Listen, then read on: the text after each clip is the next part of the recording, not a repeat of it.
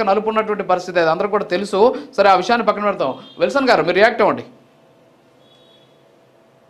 ఇప్పుడు పవన్ కళ్యాణ్ గారి స్థాయిని ఎవరు తగ్గించలేరండి. బేసిక్ గా ఆయన కమిట్మెంట్ ని రాజకీయాలకు అతీతంగా చూస్తారు పవన్ కళ్యాణ్ గారు. ఎందుకంటే పబ్లిక్ పల్స్ తెలుసు ఆయనకి. అదేవిధంగా ప్రజల గుండె చప్పుడుకి ఆయన స్పందించే స్వభావం ఉంది. కాబట్టి పదవుల ద్వారా పవన్ కళ్యాణ్ గారిని ఎవరు వ్యాఖ్యానించలేరు. డిప్యూటీ సీఎం ఉన్నా ఉండకపోయినా ఆయన is the man of public అనేది రాష్ట్రంలో ప్రజలందరూ తెలుసు. దానికి విశ్లేషణ అవసరం లేదు. అదే సమయంలో ఆ పార్టీ కేడర్ కి తెలుగుదేశంలో ఉండే పార్టీ కేడర్ కి తమ నాయకుడిని అంటే చంద్రబాబు నాయుడు గారి వయసు ఇచ్చే ఆల్టర్నేటివ్ లీడర్షిప్ కావాలని వాళ్ళు కోరుకోవచ్చు.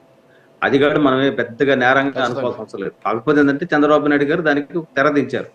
లేదు అలాంటి ఆలోచన లేదు, మీరేం మాట్లాడకండి అని చెప్పారు, హుందాగా చెప్పారు. అదే సమయంలో పార్టీలో రకరకాల ఆకాంక్షలు ఉంటాయండి. పార్టీ ఎదగాలని జనసేనకు ఉంటుంది, పార్టీ ఎదగాలని బీజేపీకి ఉంటుంది, ఇంకా మా పార్టీ స్టాండ్ అవ్వాలని తెలుగుదేశం పార్టీ కూడా ఉంటుంది. ఇది సహజం, లోక సహజం. అదే సమయంలో అభివృద్ధి అనేది ఎక్కడ ఆగదు, అందులో ఏం సందేహపడాల్సిన అవసరం లేదు. ఒకళ్ళు లోకేష్ గారికి ఇచ్చిన అభివృద్ధి ఆగదు, లేకపోతే ఇవ్వకపోయినా అభివృద్ధి ఆగదు.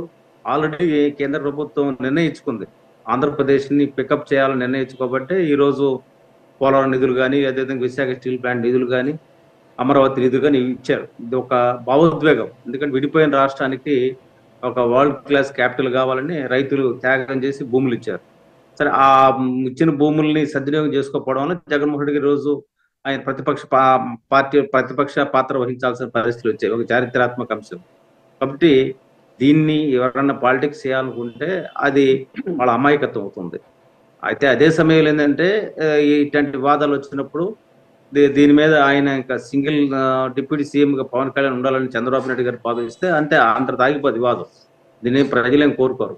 అదేవిధంగా లోకేష్ గారికి ఆయనకు ఉండే స్థాయిని మనం ఏమి తగ్గించలేం. అది ఖచ్చితంగా మా పార్టీ అధికారం తీసుకురావడానికి యువగడ పాదయాత్ర పేరుతో, అదేవిధంగా క్యాడర్ మొబైల్ చేయడం, ఇవన్నీ కూడా ఆయన ఆల్టర్నేటివ్ లీడర్ గా ఎస్టాబ్లిష్ చేయడం. ఆ పార్టీలో చంద్రబాబు నాయుడు గారికి ఖచ్చితంగా ఆయన వారసుగా ఎదిగిపోయాడు.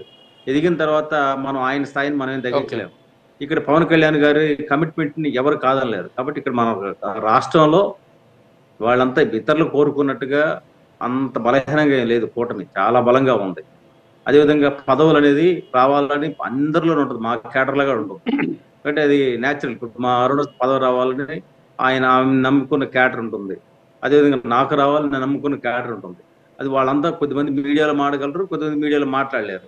కాబట్టి దీన్ని కూడా దృష్టిలో పెట్టుకొని మీరు చెప్పినట్టుగా ఇంకా చాలా మందికి అవకాశాలు రావాలా, సత్యగిరి ప్రసాద్ గారికి రావాలా, ఇప్పుడు నాకు రావాలా, అరుణకు రావాలా, ఇట్టా కొద్దిమంది ఉంటారు.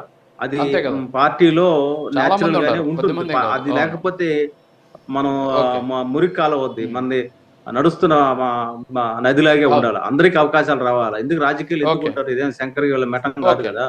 అందరికి అవకాశాలు రావాలా, ప్రజా జీవనంలో చేతైన పరిధిలో సర్వీస్ చేయాలా. ఇప్పుడు సీఎం అవకాశం వస్తే చంద్రబాబు నాయుడు గారు ఎవరి స్థాయికి తగ్గట్టు వాళ్ళు చేశారు. అదే విల్సన్ గారు ఇప్పుడు అందరూ కోరుకునేది అదే, కింది స్థాయిలో చేసినటువంటి త్యాగాలను ఎవరు కూడా మర్చిపోయేదానికి లేదు. ఎందుకంటే భారీ ఎత్తున త్యాగాలు చేసినటువంటి నాయకులు చాలా మంది ఉన్నారు. పార్టీ కోసము, పార్టీని అధికారంలోకి తీసుకురావడం కోసం ఆస్తులు అమ్ముకున్నటువంటి నాయకులు ఉన్నారు. సప్తగిరి ప్రసాద్ గారిని నేను ఇందాక ఎగ్జాంపుల్ ఎందుకు చెప్పానంటే, నాకు తెలుసు స్ట్రగుల్స్ అని కూడా నేను చూసాను. ఆ పార్టీకి సంబంధించి చాలా మందికి ఇంకా పదవులు, వాటి గురించి ఎవరో మాట్లాడలేనటువంటి పరిస్థితి. కనీసం క్షేత్ర స్థాయిలో పార్టీలకు సంబంధించినటువంటి నాయకులకి సరైనటువంటి విలువ కూడా లేదు. ఓకే విల్సన్ గారు, ఓకే కంప్లీట్ చేద్దాం. రాయపాటి అన్న గారు రియాక్ట్ అవ్వండి. సో మొత్తానికైతే అభివృద్ధి ఆగదు, ఎవరికి పదవి ఇచ్చినా సమస్య లేదు అనేటటువంటి యాంగిల్ కూడా ఒకటి చూస్తున్నాం. సో ఏదైనప్పుడు కూడా ఎవరు వాళ్ళు కోరుకోవడంలో తప్పు లేదు. కాకపోతే ఇక్కడ ఒకటే మనం అంటున్నది ఏంటి అంటే, ఒక కూటమిగా ఏర్పడినప్పుడు ముగ్గురు నిర్ణయం అనేది ప్రామాణికం. సో నాకు నచ్చింది కాబట్టి నేను